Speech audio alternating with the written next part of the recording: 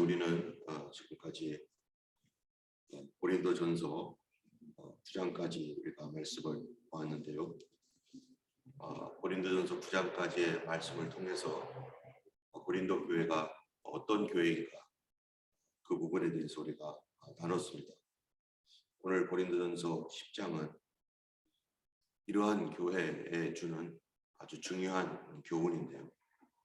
그것은 뭐냐면은 이스라엘의 역사를 통해서 볼 때 그들이 멸망당했던, 하나님께 심판을 받고 또 재앙이 그들에게 임함으로 말미암아 실패했던 그런 역사에 대해서 오늘은 말씀하고 있는 부분이 10장 전반 부분, 그 다음에 다시 후반부로 넘어가서 모든 것을 다 하나님의 영광을 위하여 하라. 우리가 우상의 제물을 먹든 안 먹든, 또는 또 우리의 마음의 양심이 어떠하든 그것이 이 모든 것을 하나님의 영광을 구하는 그러한 중심에서 우리가 반드시 해야 한다는 것입니다. 먼저 우리가 23절을 보면은 모든 것이 가하나 모든 것이 유익한 것은 아니요, 모든 것이 가하나 모든 것이 덕을 세우는 것은 아니니. 우리 성도들이 이 땅에 살면서 많은 미신들과 또 여러 가지 금기들, 또 우리가 가지고 있는 습관들, 또 한 민족이나 한 어떤 지역에서 이 묵인되어져 나왔던 그런 여러 가지 관습들, 이런 것들로 인해서 사실 사람들이 문화라고 하는 그런 것으로 인해서 또 묶여 있기도 하고 습관되어 있는 그런 것들, 그런 것들이 우리 양심에 어떤 것은 옳지 않음에도 불구하고 양심에 꺼리낌이 없는 게 있는가 하면 하나님의 말씀에 비춰볼 때 성경과 너무나 다른 그런 부분들도 많이 있습니다. 이런 그 다양한 문화, 또 종족, 언어들 속에서 우리가 하나님 중심을 지키고 복음을 지키는 그런 모든 교회들이 과연 그런 문화의 다양함 속에서 무엇을 중심으로 갈 것인가? 우리가 이 모든 것이 가하나라고 한 말은 이 세상의 어떠한 문화나 이런 것들, 관습과 습관, 이런 것들에 우리는 매일 필요는 없다. 그런 것들에 매일 필요는 없지만, 그러나 그럼에도 불구하고 유익한 것인가, 유익하지 않은 것인가. 예를 들면은 이제 뒤에 또 나오는 부분이 11장에 있는 부분인데요. 11장에서 여자가 머리에 쓰는 거 있어요. 여자가 머리에 이렇게 쓰는 거. 그래서 지금도 어떠한 사람들은 머리에 쓰고, 머리에 이렇게 면사포 같은 걸 쓰고서 교회에 와서 천주교나 이런 데서 또 이단 중에 또 그런 데도 있잖아요. 그런 것이 오늘날 우리에게 필요하냐? 오늘날 우리에게 전혀 필요하지는 않습니다. 근데 그 당시에는 어땠느냐? 그 당시에는 필요했어요. 근데 성경에 머리에 쓰라고 했는가? 구약 성경에 여자가 머리에 이런 거 쓰고 다니고, 우리나라 옛날에 여성들이 이렇게 머리를 가리고 그렇게 해서 조선시대 때 이렇게 쓰고 다닌 것처럼 그렇게 쓰고 다니라고 성경에 되어 있는가? 그런 건 아니죠. 그럼에도 불구하고 이 머리에 쓰는 것이 우리의 예수 믿는 우리에게는 그거를 쓰건 안 쓰건 필요가 없는 거예요. 지금은 아무도 안 쓰잖아요. 그런데 과거에는 썼단 말이죠. 그것이 왜? 그리고 쓰라고 성경이 권유하고 있어요. 여자들은 머리에 수건을 써라. 왜 그렇습니까? 성경에, 구약 성경에도 없는 거를 왜 쓰라고 하는가?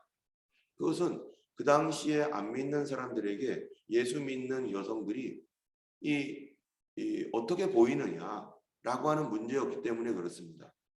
이거는 이거 쓰건 안 쓰건 상관이 그게 죄가 되고 안 되고 이런 문제가 아니라, 그 당시 사람들이 교회를 바라볼 때 이 교회에 있는 여성들이 머리에 수건을 쓰지 않으면 어떤 의미를 갖고 있는가? 그거는요, 그 당시에는 머리에 쓰는 것이 여성들에게 있어서 정당한 거였고, 관습적으로, 문화적으로 그것이 옳은 거였어요.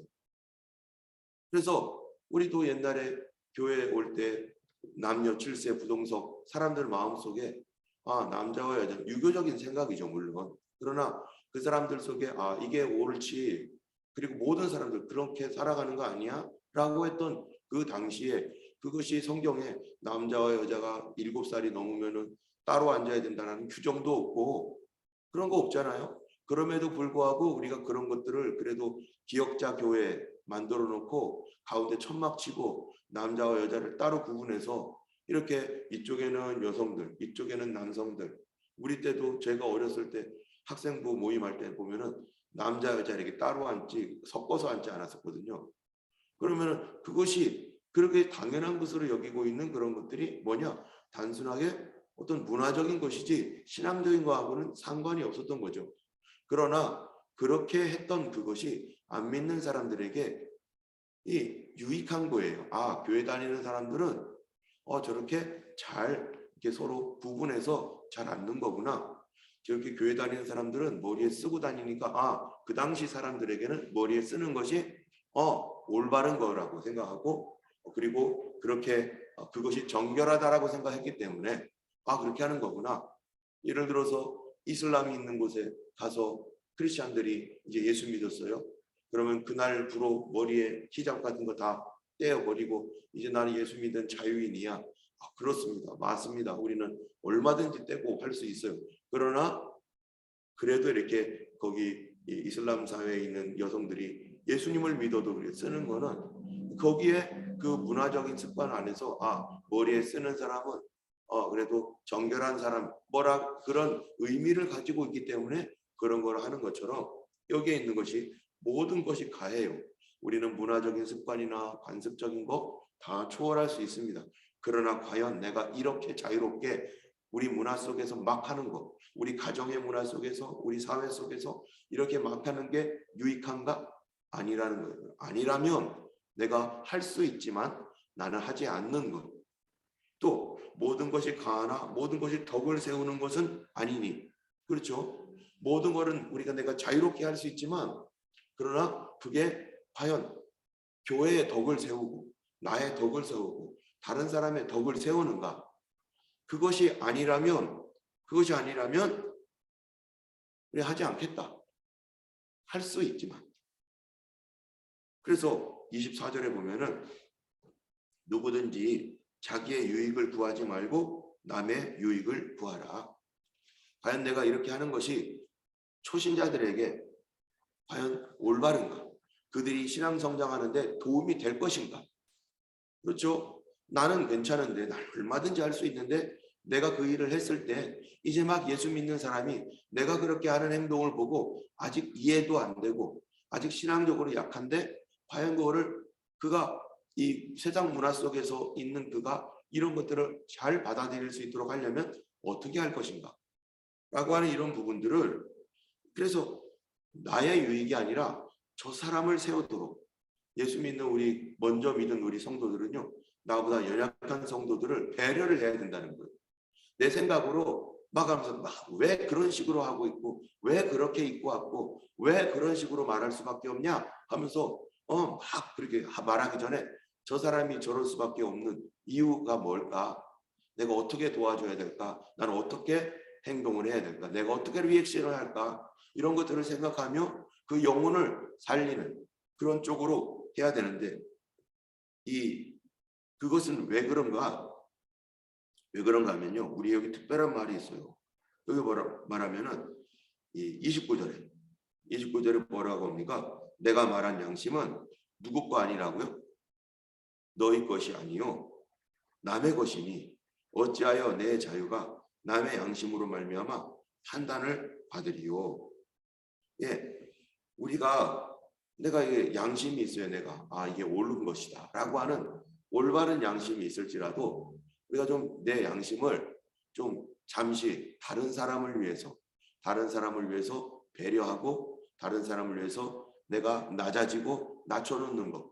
그래서 이 다른 사람을 배려하는 덕을 세우는 것, 그것이 그리스도인의 삶이라는 것입니다. 때문에 또 우리 개인 자신도 마찬가지야. 개인 자신도 여기에 내 자유가 남의 양심으로 말미암아 어찌하여 내 자유가 남의 양심으로 말미암아 판단을 받으리요. 이런 것들도 마찬가지라는 거예요. 그거 뭡니까?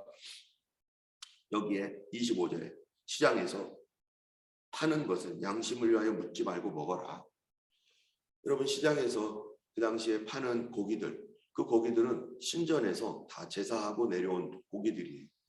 그러면은 신전에서 제사를 드렸어요. 안 믿는 주피터, 제우스, 헤르메데스, 비너스, 이런 신들, 그리스 로마 당시에 그런 신들이 있잖아요. 그런 신전에서 이거를 제사를 드리고 고기가 이제 시장으로 나왔어요. 그리스도인들 중에서는 나는 아직 내가 옛날에 그 일을 했지만 나는 더 이상 귀신에게 절하는 거 원하지 않아. 우상 나는 싫어. 아직 믿음이 연약한 성도들 가운데서는 나는 다시는 우상의 제물 같은 거 먹지 않을 거야 하면서 나는 그런 거 먹는 거 싫어. 그런데 살다 보면 거기 있는 모든 고기들은 다 신전에 가서 제사 지내고 나온 음식들이라면 그러면은 고기도 먹어야 될 거 아니겠어요? 그러면 가서 시장에서 그냥 살 때 그거 이거 신전 제품이에요? 아니에요? 이런 거 굳이 나는 절대로 신전에 나온 걸 안 먹을 거야 라고 하는 사람들은 그 물어보고 먹겠지만 그것도 나쁜 건 아니죠. 그런데 우리가 자유롭다는 거예요. 그거 먹든 안 먹든 그게 나를 하나님께 세우고 안 세우고 그런 문제가 아니기 때문에 이제 조금 괜찮은 사람들은 이거 신전에서 나온 거 의심되는데 하더라도 그냥 먹든 안 먹든 상관없는 거예요. 그러니까 묻지 말고 그냥 먹어. 만약에 누군가가 이거 신전에서 한 물건이에요 라고 하면서 막 팔았다.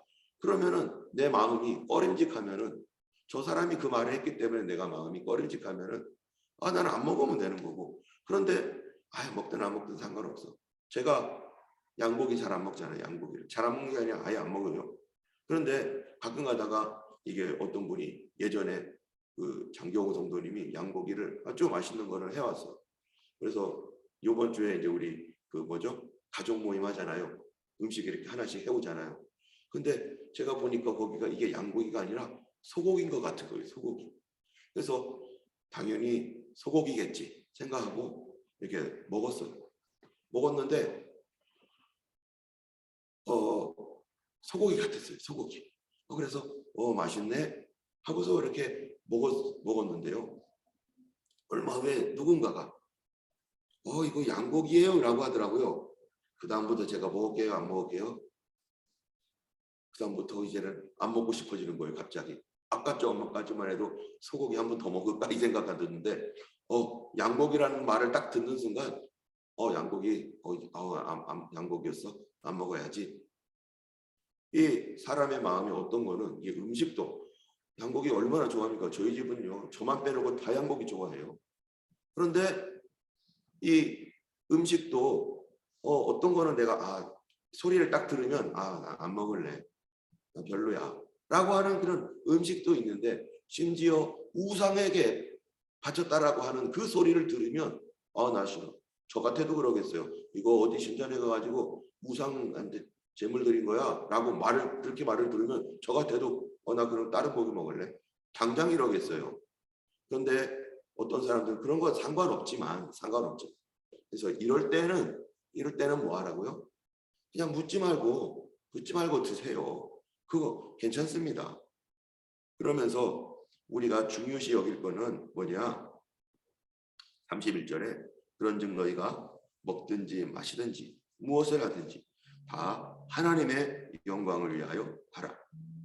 유대인에게나 헬라인에게나 하나님의 교회에나 거치는 자가 되지 말고 나와 같이 모든 일에 모든 사람을 기쁘게 하여 자신의 유익을 구하지 않고 많은 사람의 유익을 구하여 그들로 구원을 받게 하라. 지금 사도 바울의 초점이 어디 있는가? 그거는요 어떻게 해서든지 어린 성도, 연약한 성도들을 보호해주고 세우는 것, 거기에 초점이 있어요. 어떻게 해서든지 안 믿는 사람들이 예수 믿고 돌아오게 하는 것, 거기에 초점이 있어요. 그래서 우리 가정에서도 아기가 생기면 누구에게 집중을 합니까? 우리 가정의 가장 어린 아이에게 집중을 해줄 거 아니에요. 이 아이가 잘 자랄 수 있도록 어른들이나 형아들이나 언니들이 이 꼬맹이 우리 가장 작은 아기를 어떻게 하면 돌보고 이 아이가 상처받지 않고 하기 위해서 또 이 형제들끼리 막 싸우면은 부모님은 이 아이가 상처받지 않도록 도와주는 거 아니겠어요?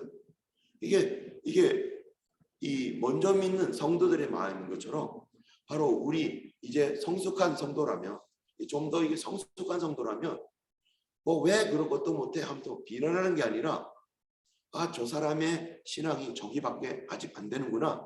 그러면은 그 사람을 어떻게 여기까지 이룰 수 있도록 도와줘야 되나? 그 사람을 유익하게 하기 위해서 그 사람이 용기를 얻고 죄에서 벗어나고 힘을 가질 수 있도록 그러기 위해서 그 사람을 도와줘야 되는 그러한 배려를 하는 그러한 그 신앙이 성숙한 신앙이라는 것이고 또 사도 바울이 안 믿는 사람들도 구원받도록 하기 위한 그 신앙이 사도 바울의 성숙한 신앙이었어요. 여러분 어제 읽었던 9장에 보면은 사도 바울이 뭐라고 말하고 있냐면은 20절에 9장 20절에 19절에 보면은 내가 모든 사람에게 자유롭대요. 그죠? 내가 자유로우나 스스로 모든 사람에게 종이 된 것은 더 많은 사람을 얻고자 하니라. 여기서 모든 사람이라는 게 누군가 유대인들에게나 헬라인들에게나 율법 있는 사람이나 율법 없는 사람이나 믿는 사람이나 안 믿는 사람들에게 나는 사실 자유롭다. 나는 유대인 풍습, 헬라인 풍습 뭐 이런 거 거리낌이 없다. 그렇죠? 그것이 성경에서 말하고 있는 것을 반하지 않는 한 우리가 그러한 것들에 대해서 거리낌이 없다. 그런데 유대인의 습관, 헬라인의 습관 중에서 뭐라고 하냐면은 19절에 모든 사람의 자유로우나 스스로 모든 사람에게 종이 되고 유대인들이 하는 관습에 내가 그들이 있을 때는 그 관습을 따라가지고 헬라인들이 하는 율법이 없는 사람들 그런 사람들이 하는 어떤 것들은 내가 같이 따라가 주는 거 그런 거 있어요. 그런 거를 하는 것은 더 많은 사람을 얻고자 합니다. 그래서 20절에 유대인들에게 내가 유대인과 같이 된 것은 뭐 하려고요? 유대인을 얻고자 함이라. 유대인 예수 믿게 하려고. 유대인들은 코셔만 먹습니다. 그럼 나는 아무거나 다 먹을 수 있는데 내가 만약에 유대인들이 부정스럽게 여기는 그런 음식 가지고 와가지고 먹어 그러면서 먹으라고 하면 유대인 도망가죠. 그리고 또 그런 거 가지고 있는 것만으로도 유대인들이 도망가요. 아 싫어 난 저 사람하고 얘기하기도 싫어.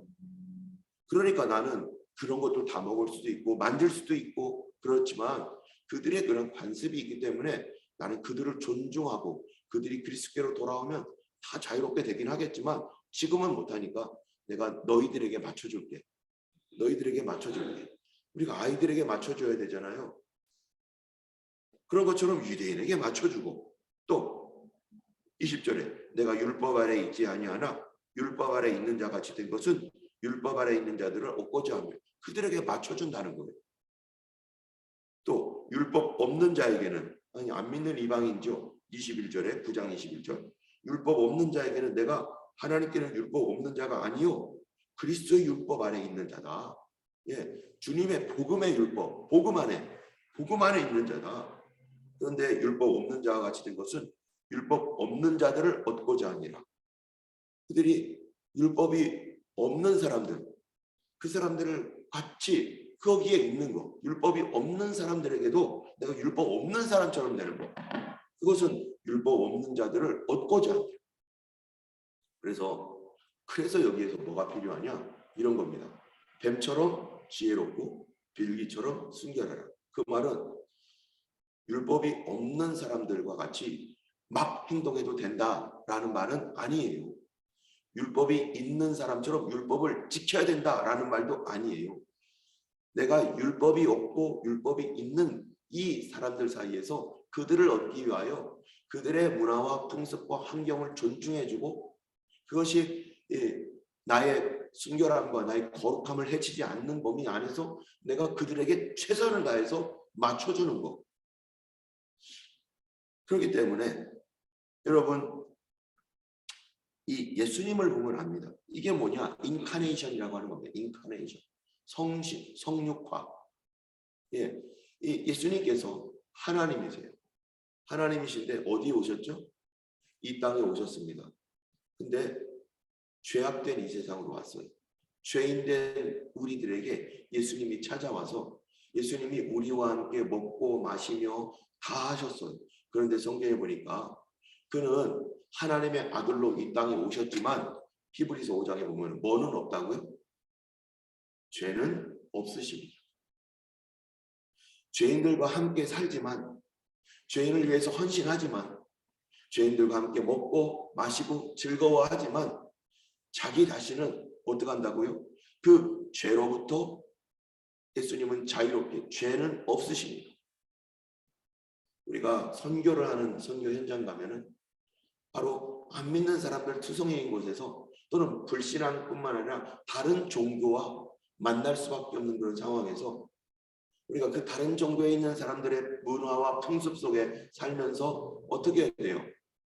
그들을 구원하고자 열심히 애를 쓰고 위하여 기도하지만, 그러나 그 문화와 그 삶에 대해서는 존중하지만 그들과 혼합되어 가지고, 그들과 믹스되어 가지고 이제 예수 믿는 건지 아닌지 헷갈릴 정도로 이렇게 혼합되어 버리면 죄가 돼 버리는 거죠.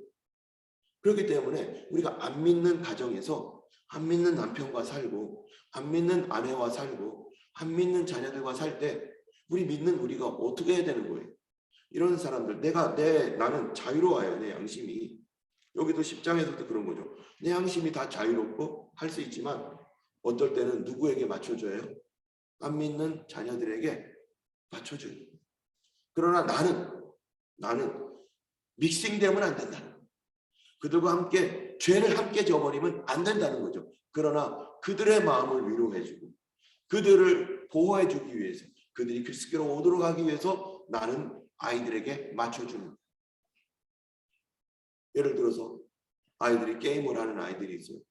그러면은 엄마 아빠가 얘가 거기서 나와야 되는데, 그런데 애는 게임을 너무 좋아해. 그러면은 그 게임에 대한 지식을 좀 갖고 아이들에게 이렇게 얘기하면서 그가 거기에서 나와서 벗어날 수 있도록 하려면은 처음부터 너는 맨날 그런 게 아니라 그 아이의 상태와 그 마음을 이해해 주면서 그와 같이 옆에 있어 주면서 이렇게 조금씩 나올 수 있도록, 가족과 함께 활동하고 바깥에서 활동할 수 있는 아이가 되도록 우리 도와줘야 되는 거죠.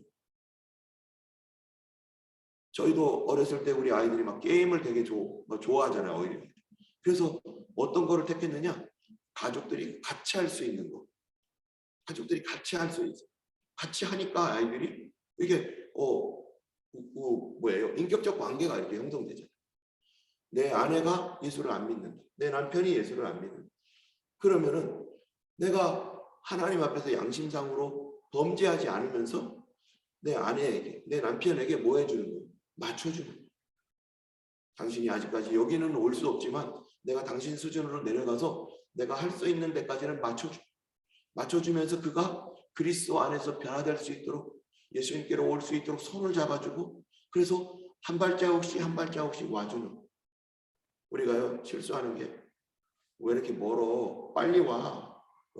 아유 그런 것도 못하고 하면서 멀리 있다라고 그러면서 빨리 오라고 하는 게 아니라 다가가가지고 아이고 못 오는 그 사람들, 어린 신자들 또는 아직도 세속적이고 세상적인 그런 사람들에게 최선을 다해서 뭐 하는 거예요? 맞춰주고 맞추면서, 그러나 나는 예수님처럼, 우리가 예수님 이 땅에 몸으로 오셨지만 죄는 없으시니라, 이런 그 인카네이션 하는 그러한 삶을 배워나가면서, 그래서 그리스도인들이 한 영혼이라도 그리스도께로 인도하고자 하는 그 하나님께 영광, 가장 큰 영광이 뭐겠어요? 한 영혼이 예수 믿고 구원받는 게 하나님께 큰 영광이죠. 우리가 장기적으로 봐야 되는 거죠. 단기도 있지만 장기적으로 봐야 된다면 우리가 그 한 영혼을 위해서 내가 맞춰주며 그를 그리스도 안에서 같이 한 발자국씩 그리스도께로 갈 수 있도록 조금씩 이끌어가면서 그 한 영혼이 살아나는, 그것이 바로 고린도 교회에 이제 성숙한 그리스도인으로서 사는 삶입니다. 10장 1절부터 21절까지는 우리가 다음에도 보겠지만 예수 믿고서도 넘어질 수 있는 세 가지, 그래서 멸망받을 수밖에 없는 세 가지 이유에 대해서 얘기하고 있습니다. 이스라엘의 예를 통해서 첫 번째로는요, 우상 숭배, 두 번째로는 음란한 삶, 세 번째로는 원망하는 삶, 원망하며 하나님의 선하심을 인정하지 않는, 그거를 버리지 않으면 너희도 이스라엘처럼 멸망받는다라고 하는 것이 바로 고린도전서 10장의 전체적인 내용입니다. 오늘 우리가 특별히 우리보다 연약한 사람들, 그런 가족, 자녀, 또 남편과 아내, 부모님, 이런 분들을 하나님 그리스도로 인도해 주세요. 아직 연약하여서 그리스도로 온전히 섬기지도 못하고 우리를 이해하지도 못하고 있습니다. 그러나 주님, 혹시 내가 참으로 교만하게 했다면 용서하시고 그들의 수준에서 낮아져서 할 수 있는 것까지는 함께 할 수 있고 같이 끌어내는 지혜와 순결함을 동시에 우리 구하고, 믿지 아니하는 가족들을 위해서 기도해 주시고, 또 이제 막 믿음 생활 시작하는 우리, 아까도 기도했지만 그런 이제 새신자들, 초신자들을 위해서, 우리 그룹 안에 있는 초신자들, 하나님 그들이 성장하는 사람이 될 수 있도록 우리가 또 그들을 사랑으로 덕으로 잘 케어할 수 있도록 하나님 한 영혼도 잃어버리지 않도록 하나님 도와주시옵소서. 우리에게 지혜를 주시고 기도의 능력을 부어주시도록 우리 함께 기도하기 원합니다. 또 우리 특별히 화요기도에 나오셨던 분들 어제 얘기했던 것처럼 한 영혼을 위해서, 오늘 그 한 분을 위해서 집중적으로 1시간씩 매일매일 기도해 주세요. 여러분들도 여러분의 사랑하는 분들을 위해서 1시간씩 우리 하나님 앞에 그 영혼을 위해 기도할 때 하나님의 놀라운 역사가 일어나게 될 줄로 믿습니다.